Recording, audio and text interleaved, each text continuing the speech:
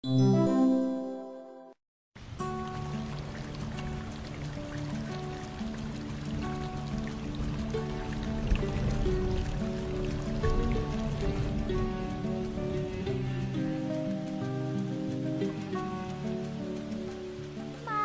খুব বৃষ্টি হচ্ছে বাইরে। বোন আর আমি যাই নদীতে মাছ ধরতে। হ্যাঁ মা, বৃষ্টির সময় মাছগুলো নদীতে লাফিয়ে লাফিয়ে খেলা করে। ধরতে খুব সুবিধা হবে। অনেকদিন ধরে তো মাছ খাওয়াই হয় না মা। না না, তোরা বাইরে যাস নে। অনেক বৃষ্টি হচ্ছে, যদি বাজ পড়ে তাহলে কি হবে বলতো? আমাদের কিছুই হবে না মা, তুমি নিশ্চিন্তে থাকো।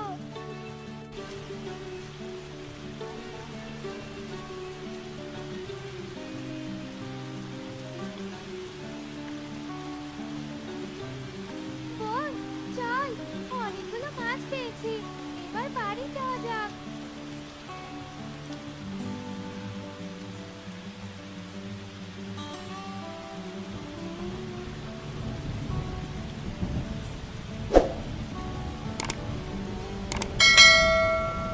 মা, দেখো দেখো, কতগুলো মাছ পেয়েছি আমরা। আমাকে কিন্তু মাছের ঝোল রেঁধে দেবে, কেমন? আর আমি কিন্তু মাছের ঝোল খাবো না মা, আমাকে কড়া করে দুটো মাছ ভেজে দেবে কিন্তু। ওরে, হয়েছে হয়েছে, যেভাবে খাবি সেভাবেই রেঁধে দেব। এখন যা তো, ভেজা কাপড়গুলো ছেড়ে নে, নইলে ঠান্ডা লাগবে। ঠিক আছে মা। একি মা, চালের ফুটো দিয়ে তো বৃষ্টির পানিগুলো ফোঁটায় ফোঁটায় পড়ে বিছানা একদম ভিজে গেছে। তোর বাবাকে কত করে বললাম, গ্রামের বর্ষা শুরু হলে আর থামতেই চায় না। চালটা ঠিক করো ঠিক করো, তোর বাবা আমার কোনো কথাই শোনে না।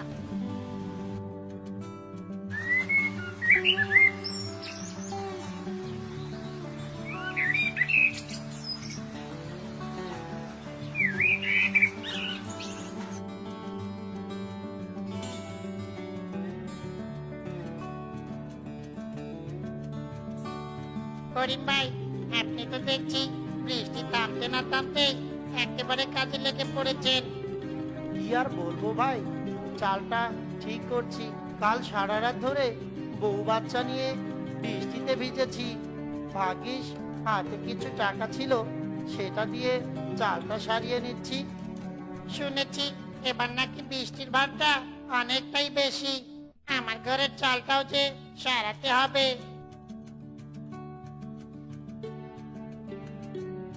ওগো, তুমি মেয়েদেরকে দেখো, আমি বরং গরু দুটোকে নিয়ে একটু ঘাস খাইয়ে আসি।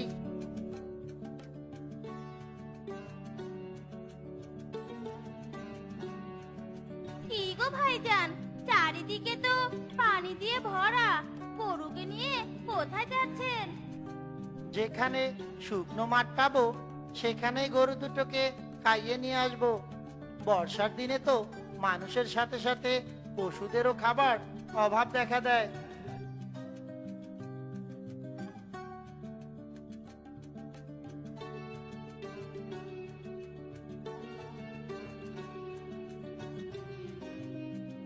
ও মা, আকাশটা তো একটু ভালোই মনে হচ্ছে।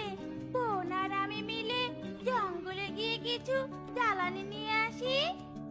বর্ষাকালের আকাশ, ভালো মন্দ কিছু কি বোঝার উপায় আছে নাকি?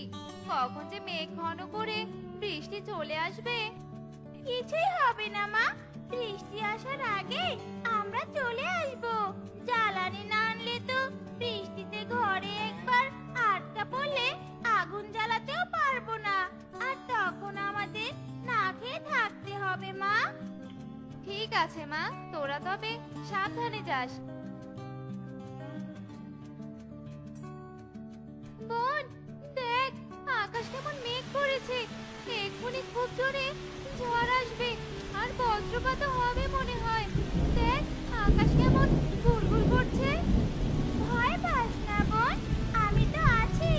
যা জ্বালানি কুড়িয়েছি তাতে তো দুদিন চলে যাবে। চল বোন, ঝড় আসার আগে আমরা বাড়ি ফিরে যাই।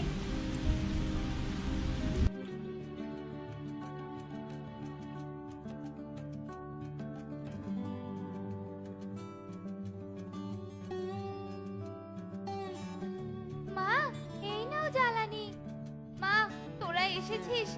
উফ, কত চিন্তা হচ্ছিল তোদের জন্য রে। চল চল, তাড়াতাড়ি ঘরের ভেতরে চল।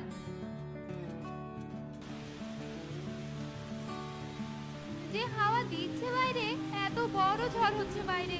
তোদের বাবা তো এখনো ফেরেনি, বাইরে আবার কোনো বিপদ হলো না তো?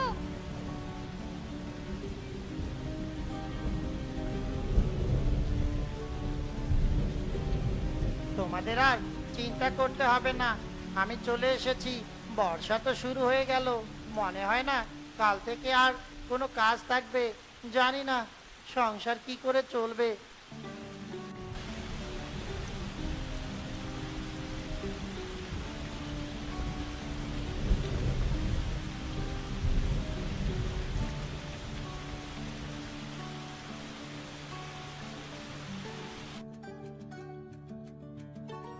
দু তিন দিন ধরে যে বৃষ্টি হচ্ছে, আমার কোনো নাম গন্ধই নেই। ঘরে কোনো খাবার নেই, যা শুকনো খাবার ছিল তাও আজ শেষ হয়ে গেল। এখন কি করে চলবে বলো তো? মেয়ে দুটোকে কি খেতে দেই? ওরা তো খিদের জ্বালায় কাতর হয়ে আছে।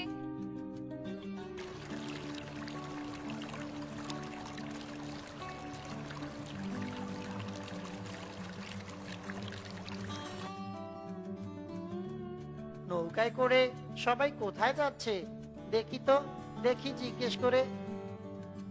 কি করো হিম ভাই? দেখছি সবাই নৌকায় করে কোথায় যাচ্ছ গো তোমরা? গ্রামের অনেক বাড়ি যে ডুবে গেছে, তাই তো সবাই শহরে যাচ্ছি। আপনিও বউ বাচ্চাদেরকে নিয়ে চলে আসুন।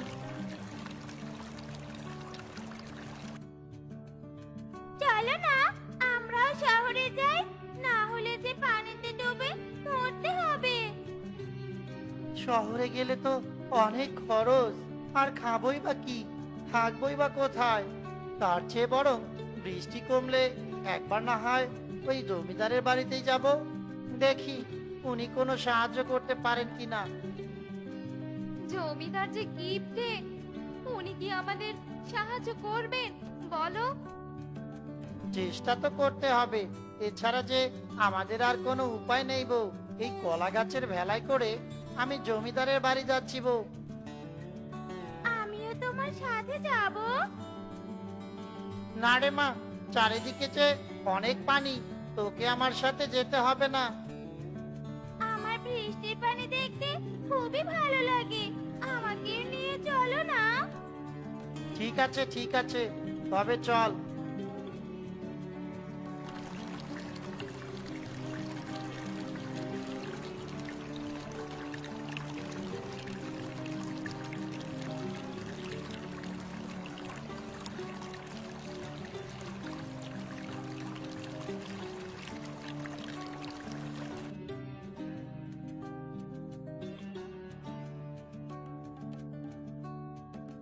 জমিদার মশাই, গ্রামের সবাই যে শহরের দিকে চলে যাচ্ছে, আমি টাকার অভাবে না পারছি বন্যা প্লাবিত গ্রাম ছাড়তে, আর না পারছি খাবার জোগাতে। আমাদের ঘরে যে কোনো খাবার নেই, আমাদেরকে দয়া করে সাহায্য করুন। কি বলছিস এসব? আমি যদি সবাইকে এভাবে সাহায্য করি তাহলে তো আমি নিজেই ফকির হয়ে যাব। তোর মতো অনেকেই এসেছিল সাহায্য নিতে। আমি পারবো না, পারবো না আমি কাউকে সাহায্য করতে। জমিদার বাবু, আমাদের কিছু খাবার দিন না, দিন না কিছু খাবার। বর্ষা শেষ হয়ে গেলে খাবারের টাকা আমি সব শোধ করে দেব। ঠিক আছে, এই নে, এই এক থালা মুড়ি। এছাড়া আমি আর তোকে কোনো সাহায্যই করতে পারবো না। ঠিক আছে ঠিক আছে জমিদার মশাই, তাহলে দিন।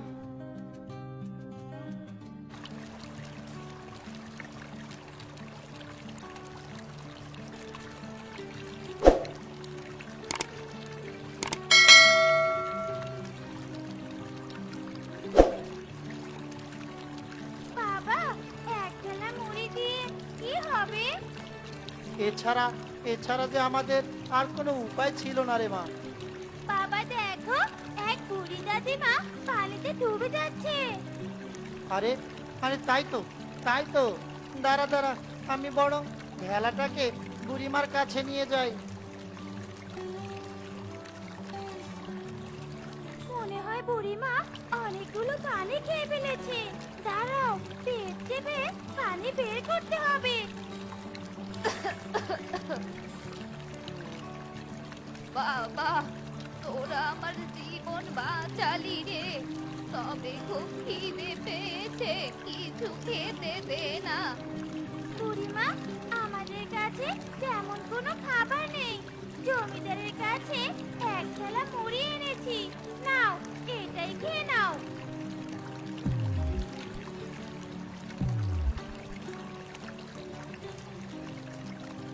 তোদের সততা দেখে আমি মুগ্ধ। এ কি বুড়িমা, তুমি পরি হলে কি করে? আমি বৃষ্টি খুব ভালোবাসি, তাই বৃষ্টি দেখে এসেছিলাম এই গ্রামে। আর এই বৃষ্টির পানিতে ভরে যাওয়া খালে আমি ডুব দেই। অমনি পায়ে কিছু একটা আটকে যায় আমার, আর আমি ধীরে ধীরে তলিয়ে যেতে ধরি। আজ তোমাদের জন্যই আমার জীবন বেঁচে গেছে। আর তোমাদের কাছে সামান্য খাবার থাকা সত্ত্বেও তোমরা আমাকে খেতে দিয়েছো। আসলে আমি দেখছিলাম তোমরা আমাকে খেতে দাও কিনা। তোমরা সততার পরীক্ষায় পাশ করেছো।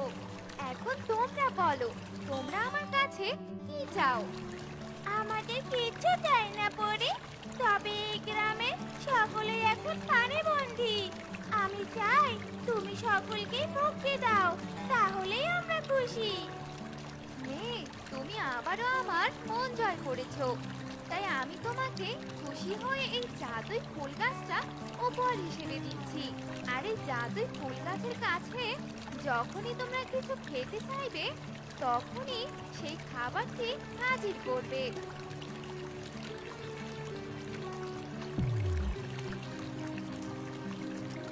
তোমাকে অনেক ধন্যবাদ পরি।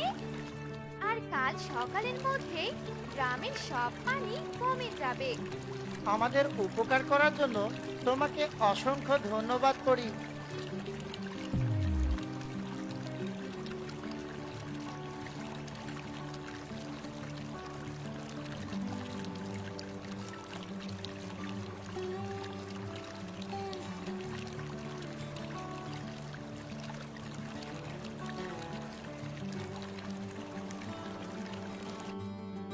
দেখেছো সুমনা বোন, পরীর কথা মতো সব পানি শুকিয়ে গেছে। আর গ্রামের মানুষজনরাও গ্রামে ফিরতে শুরু করেছে। আর পরীর দয়ায় আমাদের খাবারের অভাবও দূর হয়েছে। এজন্যই তো বলে রে মা, সততার ফল মিষ্টি হয়।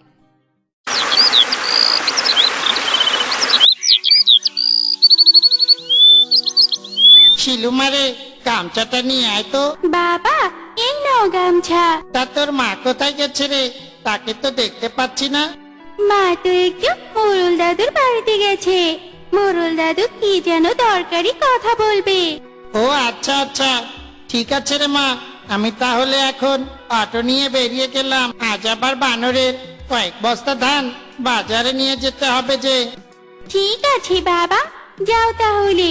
আর শোনো বাবা, আসার সময় আমার জন্য ললিপপ নিয়ে আসবে কিন্তু। আচ্ছা আচ্ছা, ঠিক আছে ঠিক আছে। কিরে বিট্টু, তুই দেখছি আজ বাড়িতে আছিস, তা ভালোই হলো। হ্যাঁ গো কিংকং দাদা, ওই ঘুম থেকে উঠতে একটু দেরি হয়ে গেছে। তা কি মনে করে আমার বাড়িতে আসছো? আমার কিছু গম বাজারে নিয়ে যেতে হতো বিক্রি করতে। কিন্তু কিংকং দাদা, এখন তো আমি বানরের ধানের বস্তা বাজারে নিয়ে যাব। তুমি বরং অন্য কোনো অটো দেখো। কি বলছিস? তুই থাকতে অন্য অটো? না না, আমি বরং কালই না হয় গম বাজারে নিয়ে যাব। আমি এখন আসি তাহলে। আচ্ছা আচ্ছা ঠিক আছে শিলুমারে, আমি তাহলে বাজারে চলে গেলাম। এই কথা বলে বিট্টু শিয়াল বানরের ধানের বস্তা নিয়ে বাজারে যায় বিক্রি করতে। অন্যদিকে মোরল বাসায়, আপনি নাকি আমাকে ডেকেছেন? হ্যাঁ ডেকেছি। শোনো বিট্টুর বউ, আমার মনে হয় তোমরা আমার জমিটা ঠিকঠাক মতো চাষাবাদ করতে পারছো না, যার কারণে ফসলের মৌসুমে তোমরা কোনো ভালো ফসল আমাকে দিতে পারছো না।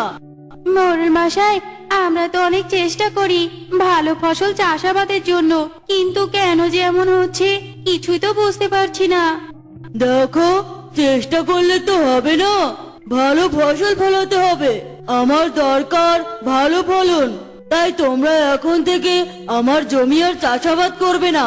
ওই জমি এখন থেকে বল্টু শিয়াল চাষাবাদ করবে। মোড়ল মশাই, এসব আপনি কি বলছেন? তাহলে তো আমাদের অনেক বিপদ হয়ে যাবে, সংসার চালাতে অনেক কষ্ট হবে। দয়া করে এমনটা করবেন না। না বাপু, তোমাদের ওপর দয়া দেখাতে দেখাতে এমনিতে আমার অনেক লস হয়ে গেছে। মরল মশাই, আমি কি তাহলে কালই জমিতে হাল চাষ করার ব্যবস্থা করব নাকি? হ্যাঁ বল্টু, তুমি কাল কেন, আজই জমিতে হাল নামাও। আমার দরকার বেশি ফলন। আমি গেলাম ঘরে।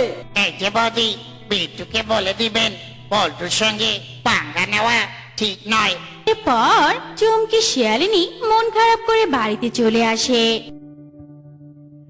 কি হয়েছে মা, তোমার মন খারাপ কেন? মারে, তুই ওসব বুঝবি না। তা তোর বাবা কোথায়?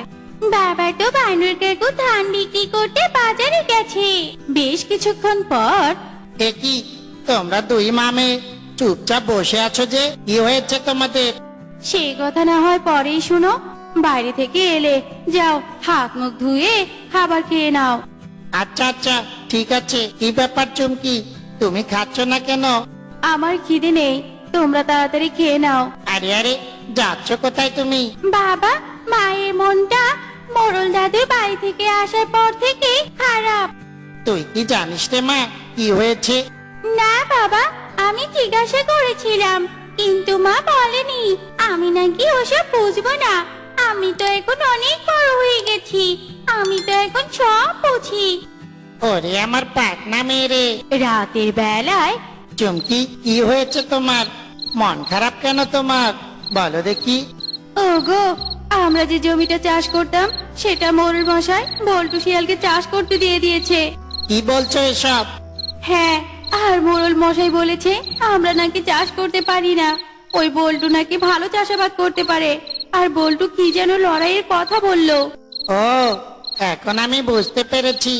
এই সবই হচ্ছে ওই শালা বল্টুর কারসাজি। চুমকি, এসব নিয়ে তুমি একদম চিন্তা করো না। দেখবে উপরওয়ালা একভাবে না একভাবে সংসার চালিয়ে নিবে। উপরওয়ালার উপর ভরসা করো। এখন ঘুমিয়ে পড়ো দেখি। পরের দিন সকালে,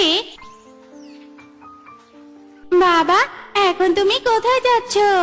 কিংকং দাদার গমগুলো যে বাজারে নিয়ে যেতে হবে রে মা। কিন্তু আকাশের অবস্থা তো ভালো মনে হচ্ছে না। কিছুক্ষণের মধ্যে বৃষ্টি আসতে পারে। এখন গেলে তো তুমি ভিজে যাবে। চুমকি, মনে হচ্ছে বৃষ্টি আসার আগেই আমি বাড়িতে ফিরে আসতে পারবো। তোমরা কোনো চিন্তা করো না, আমি এখন গেলাম। এরপর বিট্টু শিয়াল বৃষ্টির আগেই কিংকং এর গম নিয়ে বাজারে যায়। যাক বাবা, বৃষ্টি আসার আগেই সব গম বিক্রি হয়ে গেছে। বিট্টু রে, এখন তাড়াতাড়ি আমাকে বাড়িতে দিয়ে আয়। হ্যাঁ হ্যাঁ কিংকং দাদা, তুমি তাড়াতাড়ি অটোতে উঠে বসো।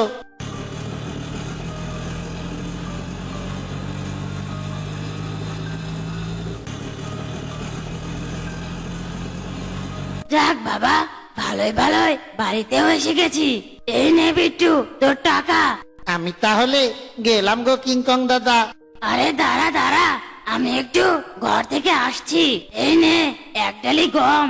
এই গমগুলো দিয়ে শিলু মামুনিকে ছাতু বানিয়ে দিস। ঠিক আছে গো কিংকং দাদা, আমি তাহলে এখন গেলাম। এই যা, এখন তো বৃষ্টি শুরু হয়ে গেল। বিট্টু রে, ঘরে আয়, তুই তো ভিজে যাবি। বৃষ্টি থামলে পরে না হয় যাস। না না কিংকং দাদা, আমি বরং বাড়িতেই যাই। বাড়িতে যে আমার জন্য আবার চিন্তা করবে। এরপর বিট্টু শিয়াল বৃষ্টিতে ভিজে অটো চালিয়ে বাড়িতে আসে। ওগো, তুমি তো ভিজে গেছো, কোথাও তো আশ্রয় নিতে পারতে নাকি? বাবা, দেখো বৃষ্টিটা কত পচা, তোমাকে ভিজিয়ে দিয়ে এখন থেমে গেছে। পাগলি মেয়েটা যে কি সব বলে না। চুমকি, অটোর ভিতরে এক ডালি গম আছে, ওগুলো একটু রোদে শুকাতে দাও। এখন তো আবার রোদও উঠেছে, শিলু মামনিকে ছাতু বানিয়ে খাওয়ার জন্য কিংকং দাদা দিয়েছে গমগুলো। চুমকি শিয়ালিনী ডালি ভর্তি গম তাদের ঘরে চালার উপর শুকোতে দেয় আর রাতে সেটা ঘরে নিতে ভুলে যায়। এই যা, আমি তো গমগুলো তুলতেই ভুলে গেছি। যেভাবে বৃষ্টি পড়ছে মনে হচ্ছে সব গম বৃষ্টির ফোঁটায় ফোঁটায় চালের উপরে পড়ে গেছে। চুমকি, এখন ঘুমিয়ে পড়ো। নিজে যখন ফসল চাষ করতে পারিনি তখন অন্যের দেওয়া ফসল না খাওয়াই ভালো। দরকার হলে শিলুকে গম কিনে এনে ছাতু বানিয়ে খাওয়াবো এখন। পরের দিন একই কাণ্ড, ওগো কোথায় তুমি? দেখে যাও কি কাণ্ড ঘটেছে। আরে আরে চুমকি, এসব আমি কি দেখছি? ঘরের চালের ওপর গমের গাছ, এ তো একেবারে লঙ্কা কাণ্ড। বাবা, মা, এই তো দেখছি ঘরের চালে গম চাষ। শিলু মারে, তুই তো একটা চমৎকার কথা বললি রে। ঘরের চালে গম চাষ? ওই বেটা মোড়ল আমাকে জমি দেয়নি, তাতে কি হয়েছে? আমি এখন থেকে ঘরের চালে গম চাষই করব, আর বেটা মোড়ল আর বল্টুকে দেখিয়ে দেব আমিও ভালো চাষ করতে পারি। চুমকি, তুমি একটা কাজ করো, কাদামাটি এনে রান্নাঘরের চালে আর আমাদের থাকার ঘরের চালে কিছুটা মাটি লেপটে দাও। আমি যাচ্ছি বাজারে গমের বীজ আর কিছু সার আনতে। ঠিক আছে। এরপর চুমকি শিয়ালিনী কাদামাটি এনে তাদের ঘরে চালে কাদামাটিগুলো লেপটে দেয়। এই যে হরিণ দাদা, আমাকে এক প্যাকেট গমের বীজ আর ভালো সার দাও তো। আরে আরে, এই বিট্টু আবার গমের বীজ আর সার নিয়ে কি করবে? কি রে বিট্টু, গমের বীজ কোথায় লাগাবি? তোর তো জমি নেই। ঘরের ভেতর লাগাবি নাকি? কেন রে বল্টু, খাটের তলায় যদি গমের বীজ লাগাই তাহলে কি তোর কোনো সমস্যা হবে নাকি? এই কথা বলে বিট্টু শিয়াল বাড়িতে যায় আর অনেক যত্ন করে ঘরের চালের উপরে গমের বীজগুলো ছিটিয়ে দেয়। ওগো, তোমার কি হলো? মনে হচ্ছে এখনই বৃষ্টি আসবে। হ্যাঁ হ্যাঁ চুমকি, আমার কাজ একদম শেষ। বৃষ্টি এলে ভালোই হবে তো এখন। এভাবেই কেটে যায় বেশ কিছুদিন। ওগো, দেখেছো আমাদের চালের উপর কত সুন্দর গম চাষ হয়েছে? বাবা, গমগুলো কবে কাটবে? আমি কবে ছাতু খাবো? এই তো রে মা, আর কটা দিন গেলেই গমগুলো কাটার উপযোগী হবে, তখনই কেটে ফেলবো। তারপরে তুই যত ইচ্ছে ছাতু করে খাস। এইভাবেই কেটে যায় আরো বেশ কিছুদিন। বিট্টু শিয়াল গমগুলো কেটে মাড়াই করে। বিট্টু শিয়াল যে ঘরের চালায় গম চাষ করেছে এই কথা বাঘমোড়ল শুনে বিট্টু শিয়ালের বাড়িতে আসে। বিট্টু রে, সত্যি তুই এক অবিশ্বাস্য কাজ করেছিস। তাই ভাবছি আমার যত জমি আছে চাষাবাদের জন্য তোকেই দেব। কিন্তু মোরল মশাই, আমি যে আপনার জমি আর চাষ করব না। কারণ হলো এখন থেকে আমি আমার ঘরের চালেই গম চাষ করব। আপনি এখন আসতে পারেন। আচ্ছা ঠিক আছে। মোড়ল দাদু, যাবার আগে আমাদের ঘরের চালে চাষ করা গমের ছাতু একটু খেয়ে যান। তোদের ছাতু তোরাই খা, আমাকে অপমান করে ছাতু দেওয়া হচ্ছে? যত সব। ও মোড়ল দাদু, ছাতু খেয়ে যান। মোড়ল দাদু। বিট্টু শিয়ালের দেখা দেখি বনের সব জমিহীন কৃষকেরা তাদের ঘরের চালে ফসল চাষ করা শুরু করে, আর বিট্টু শিয়ালও তার ঘরের চালে ফসল চাষ করে হেসে খেলে জীবন কাটাতে থাকে।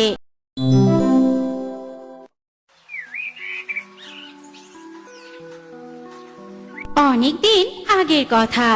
হিমছড়ি বনে অনেক পশু পাখি বাস করত, আর সেই বনে হাসি তার মুরগি বন্ধুকে নিয়ে অনেক সুখে শান্তিতেই বাস করত। মুরগি বন্ধু, চলো আজ আমরা একটা নতুন জায়গায় বেড়াতে যাই।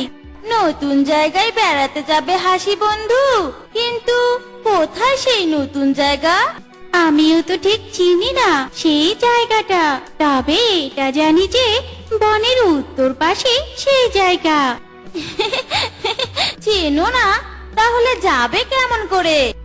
আরে আমাদেরকে তো সেই জায়গায় হরিণী দিদি নিয়ে যাবে। তাই নাকি? কিন্তু হাসি বন্ধু যার সঙ্গে যাবে সে কোথায়? টান টানা, টানা টানা।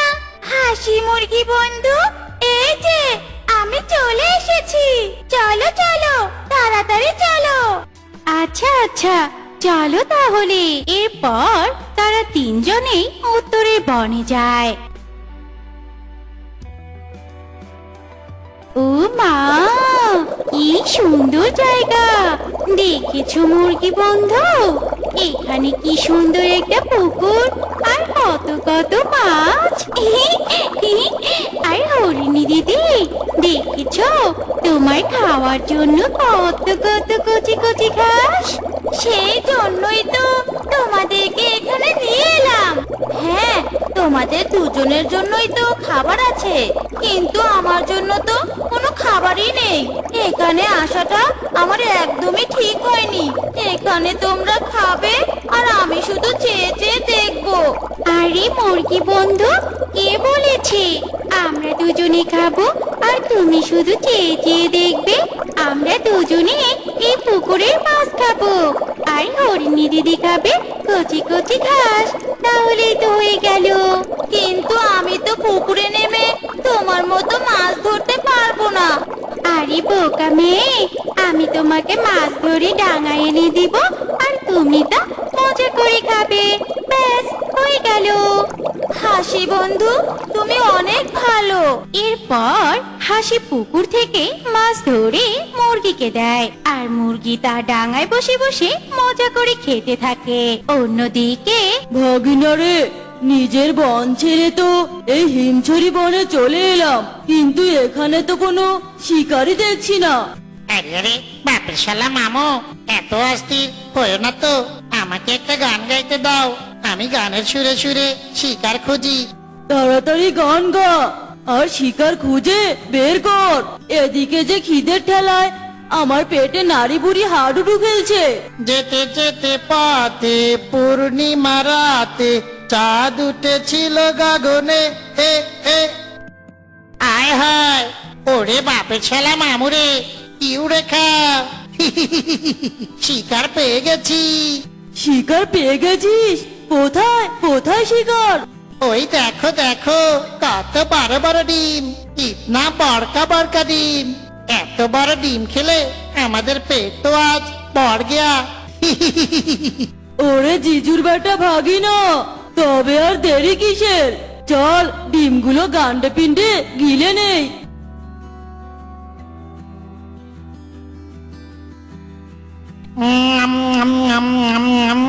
আহা, ডিমগুলো কি টেস্টি, কি টেস্টি।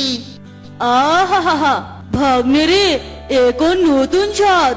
এই স্বাদের ডিম তো আমি আগে কখনো খাইনি। ওরে বাপের শালা মামুরে, তাড়াতাড়ি পালা রে। আমরা যে ডাইনোসরের ডিম খেয়ে ফেলেছি।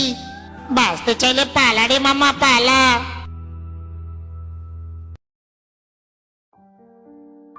এ কি শিয়াল বাঘ আমার গুহা থেকে বের হলো মনে হচ্ছে, কিন্তু এ বনে তো কোনো শিয়াল আর বাঘ থাকে না। তবে কি এরা অন্য বন থেকে চলে এসেছে? আরে আরে, গুহায় তো আমার ডিমগুলো ছিল। আগে যাই, দেখি তো ডিমগুলো ঠিক আছে কিনা। ডাইনোসর তার গুহার ভিতরে গিয়ে দেখে তার ডিমগুলো বাঘ আর শিয়াল খেয়ে চলে গেছে। এই দেখে ডাইনোসর কাঁদতে থাকে আর তখনই হাসি মুরগি ও হরিণী চলে আসে। এ কি ডাইনো বোন, তুমি কাঁদছো কেন? কি হয়েছে তোমার? হাসি, আমার যে সর্বনাশ হয়ে গেছে। এ বনে নতুন এক বাঘ আর শিয়ালের উদ্ভব ঘটেছে। ওরা যে আমার ডিম খেয়ে ফেলেছে। নতুন শিয়াল আর বাঘ? সর্বনাশ! বাড়িতেও যে আমার ছানাদেরকে রেখে এসেছি আমি। হরিণী দিদি, তুমি তাহলে তাড়াতাড়ি যাও, গিয়ে দেখো তোমার ছানারা ঠিক আছে কিনা। আমি এক্ষুনি যাচ্ছি। ওরে বাপের শালা মামুরে, এ বনে তো দেখছি খালি খাউন আর খাউন খাউন আর খাউন। তাড়াতাড়ি চলো মামু চলো, ওই হরিণীর বাচ্চাটাকে আগে ভোজন বানিয়ে ফেলি। আহা, কচি হরিণের মাংস খেতে যে কি মজা। এই কথা বলে শিয়াল আর বাঘ মিলে হরিণীর বাচ্চাকে খেয়ে সেখান থেকে চলে যায়। আর হরিণী এসে দেখে তার বাচ্চাকে বাঘ শিয়াল খেয়ে চলে যাচ্ছে।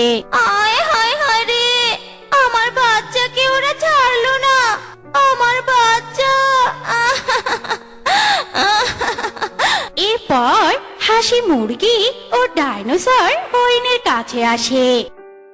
হরিণী দিদি, তুমি কেঁদো না, আমি তোমাদেরকে কথা দিচ্ছি, আমি যেমন করেই হোক তোমাদের ছানাদের হত্যার প্রতিশোধ নেবই নেব।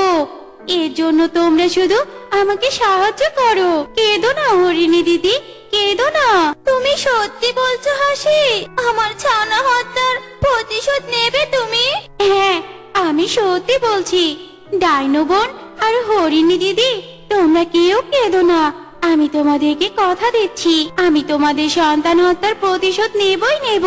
এর জন্য যদি আমার জীবনও যায়, তারপরেও আমি তোমাকে সাহায্য করব হাসি। আমিও সাহায্য করব হাসি, সন্তান হত্যার প্রতিশোধ যে নিতেই হবে। এভাবেই সেই দিনটি কেটে যায়। ভাগ্নে, কাল তো অনেক ভালো ভালো খাবারই খেলাম, কিন্তু আজ কি খাবো? আরে আরে বাপের শালা মামু, এত চিন্তা করছো কেন? তোমার এই ভাগ না থাকতে তোমার কোনো টেনশন নেই। ওই দেখো দেখো, সামনে জলজন্ত দুটো হাঁস মুরগি। ভাগ্নে, তাহলে চল ওদের দুজনকেই খাই। ওরে হাসি, মাছ ধরা বন্ধ করো। ওই দেখো, দুষ্ট শিয়াল আর শয়তান বাঘ এদিকেই আসছে। আজ মনে হচ্ছে আমাদেরকে ওদের শিকার হতে হবে। বেঁচে থাকতে এ জন্মে ডাইনো বোন আর হরিণী দিদির সন্তান হত্যার প্রতিশোধ নেওয়া হবে না। আরে মুরগি বন্ধু, এত চিন্তা করো না তো, আমি থাকতে এত চিন্তা কিসের?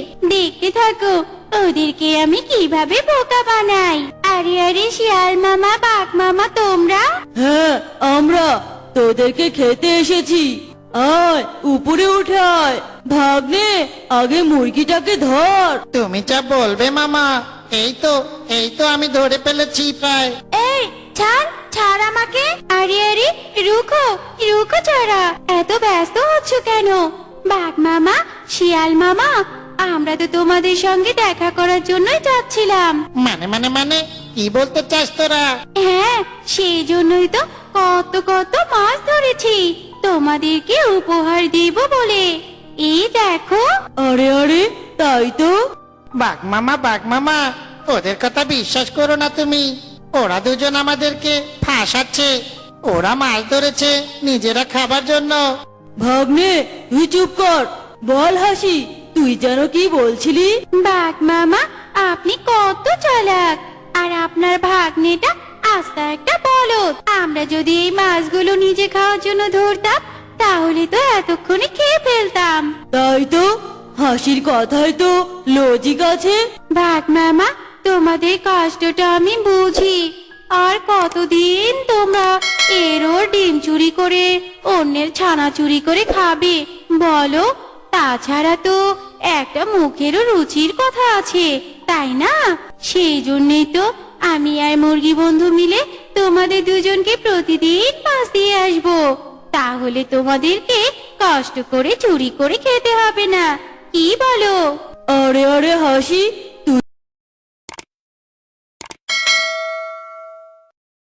কি বলো? আরে আরে হাসি, তুই তো অনেক ভালো কথা বলেছিস। আর আমরা কিনা তো ওদেরকে খেতে চেয়েছিলাম। শোন হাসি আর মুরগি, তোরা দুজন আজ থেকে মাছ ধরে ধরে আমার গুহায় রেখে আসবি। আর যদি মাছ না রেখে আসিস, তাহলে কিন্তু তোদের দুজনেরই ঘাড় আমি মোটকে খাবো। না না বাঘ মামা, আমাদের কথার একদমই নড়চড় হবে না। আপনি শুধু আমাদেরকে জানের নিরাপত্তা দিবেন। আপনার বোকা ভাগ্নেকে দেখলে আমার কেমন জানি ভয় ভয় লাগে। কি বললি? আমি বোকা? তবে রে। আহা ভাগ্নে, তুই থামবি?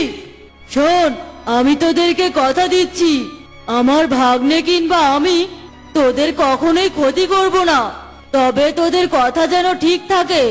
ঠিক আছে বাঘ মামা, আজ তাহলে এই মাছগুলো নিয়ে যান। কাল বেশি বেশি মাছ ধরে আপনাদের দিয়ে আসবো, কেমন? বাঘ মামা, তুমি এদের ফাঁদে পা দিয়েছো। দেখো, কোনো আবার বিপদে যেন না পড়ি আমরা। তুই চুপ কর তো। সব সময় শুধু সন্দেহ আর সন্দেহ। এভাবেই কেটে যায় সেই দিনটি। পরের দিন হাসি, আমরা কি সত্যি সত্যি আজ থেকে ওই শয়তান বাঘ আর দুষ্ট শিয়ালকে রোজ রোজ মাছ দিয়ে আসবো? হ্যাঁ মুরগি বন্ধু, কারণ ওই পন্থার মাধ্যমে যে আমি হরিণী দিদি আর ডাইনো বোনের সন্তান হত্যার প্রতিশোধ নিব। আমি যে ওদেরকে কথা দিয়েছি, তুমি শুধু আমাকে সাহায্য করবে। ঠিক আছে হাসি বন্ধু, আমি তোমাকে সব সময় সাহায্য করব। কিন্তু আমরা কিভাবে ওদেরকে মারবো? আমরা তো ওদের শক্তির সঙ্গে পেরে উঠতে পারবো না। মুরগি বন্ধু, সব সময় শক্তির জয় হয় না, বুদ্ধির জয়ও হয়। তাই তো ওদেরকে আমরা বুদ্ধি দিয়ে ঘায়েল করব।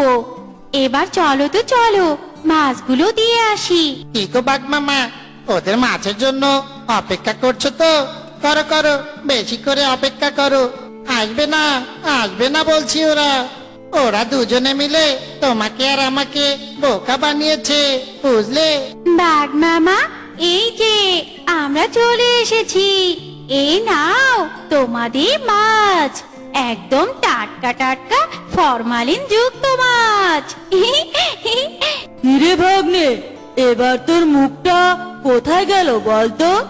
আমি কখনো পশু চিনতে ভুল করি না।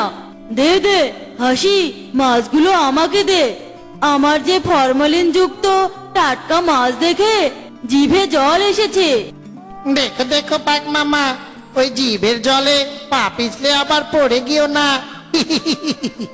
তুই চুপ কর তো, হারামজাদা একটা। বাঘ মামা, আমরা তাহলে আসি। এরপর বাঘ আর শিয়াল তাদের মনের আনন্দে হাসির দেওয়া মাছগুলো খেতে থাকে। মুরগি আর হাসি তা আড়াল থেকে দেখতে থাকে। শোন ভাগ্নে, এই কটা মাছ থাক, বিকেলে নাস্তায় কাজে দেবে। মামা, এই মাছগুলো আর রেখে কি করব? চলো এখনই খেয়ে ফেলি। চুপ কর পেটুক একটা। ভালো খাবার অল্প অল্প করে খেতে হয়। এখন চল একটু ঘুমিয়ে নেই। ঠিক আছে, কি আর করার। মুরগি বন্ধু, আমার মনে হয় বাঘ আর শিয়াল গভীর ঘুমে ঘুমিয়ে আছে। চলো এই সুযোগে আমরা আমাদের মাছগুলো খেয়ে নেই। আমরা মাছ ধরে ওদেরকে দিব, আর ওরা তা খেয়ে পেট পুজো করবে, তা তো হবে না? হ্যাঁ, তাই করি। পরে দোষ দেব ওই দুষ্টু শিয়ালের। তাই তো। এরপর হাসি আর মুরগি মিলে বাঘ আর শিয়ালের রেখে দেওয়া মাছগুলো খেয়ে নেয়। আর খাওয়ার সময় শিয়ালের মুখের উপর একটা মাছ রেখে তারা চলে যায়। বিকেল বেলায় ভালোই ঘুম হয়েছে, হাসির ফরমালিন দেওয়া টাটকা মাছ খেয়ে। যাই বাকি মাছগুলো খেয়ে নেই। এ কি, মাছগুলো গেল কোথায়? আরে, শিয়ালের মুখে দেখছি মাছ। তার মানে আমি যখন ঘুমিয়েছিলাম এই শিয়ালই সব মাছ খেয়ে নিয়েছে। তবে রে, ওরে বাপরে বাপ, ওরে মারে মা, মরে গেলাম। ও আব্বারে বাঁচাও, ও বাপের ছেলা মামুরে, আমাকে এভাবে মারছো কেন রে? তুই সব মাছ একাই খেয়ে ফেলেছিস আর বলছিস মারছো কেন? ওরে মামুরে মামু, আমি মাছ খাইনি। এই তোমার দিদি, এই তোমার নাক ছুঁয়ে বলছি, কান ছুঁয়ে বলছি, আমি মাছগুলো খাইনি। তাহলে তোর মুখে মাছ কেন? তোকে আমি আজ মেরেই ফেলবো। এই কথা বলে বাঘ রেগে গিয়ে শিয়ালকে মারতে মেরেই ফেলে। এসব কিছু আড়াল থেকে হরিণী, ডাইনোসর, হাসি আর তার মুরগি বন্ধু দেখে ফেলে। হাসি, সত্যি তোমার বুদ্ধির কোনো জবাব হয় না। আমাদের সন্তান হত্যার প্রতিশোধ হাসি নিয়েছে, এ কথা ভাবতে আমার কি যে আনন্দ হচ্ছে। না না ডাইনো বোন, এখনো পুরোপুরি প্রতিশোধ নেওয়া হয়নি। এখন তো শুধু ওই দুষ্টু শিয়ালটা মারা গেছে, এখনো তো ওই শয়তান বাঘকে আমি মারতে পারিনি। তবে তোমরা চিন্তা করো না, আমি এবার ওই বাঘকে মেরে ফেলবো, আর তখন তোমাদের সন্তান হত্যার পুরোপুরি প্রতিশোধ নেওয়া হবে। এখন যাও তো যাও, তোমরা যে যার গুহায় চলে যাও। মুরগি বন্ধু, তুমি শুধু আমার সঙ্গে চলো। এরপর হাসি অনেকগুলো মাছ ধরে। মুরগি বন্ধু, এবার আমার মাথায় তো কোনো বুদ্ধি আসছে না। ওই শয়তান বাঘকে মারার জন্য আমি এখন কি করব? আমি যে হরিণী দিদি আর ডাইনো বোনকে কথা দিয়েছি, ওদের সন্তান হত্যার প্রতিশোধ নেবই নেব। আরে হাসি, আমি থাকতে তোমাকে এত চিন্তা করতে হবে না, এর সব ব্যবস্থা আমি করেই রেখেছি। এই যে মাছগুলো দেখছো না, এবারে মাছগুলোতে আমরা বিষ মিশাবো। আমি 2 টাকার বিষ কিনে রেখেছি বাঘকে মারবো বলে। ব্যাস, বিষ মেশানো মাছ খেয়ে বাঘ 2 টাকাতেই চিটফাটাং হয়ে যাবে। বাবা বাবা, মুরগি বন্ধু, তোমার মাথায় তো দেখছি অনেক বুদ্ধি। তবে তাই হোক, মুরগি আর হাঁস মিলে মাছে বিষ মিশিয়ে বাঘকে খেতে দেয়। বাঘ মামা, দুঃখ করো না, তুমি তো বীরের মতো কাজ করেছো ঘরের শত্রু বিভীষণকে মেরে। হাসি, তুই তো ঠিক কথাই বলেছিস, তারপরেও ও আমার ভাগ্নে ছিল। আরে বাঘ মামা, তুমি যে কাজ করেছো এতে তো তোমাকে অস্কার কি যেন বলে, সেই সব পুরস্কার দেওয়া দরকার।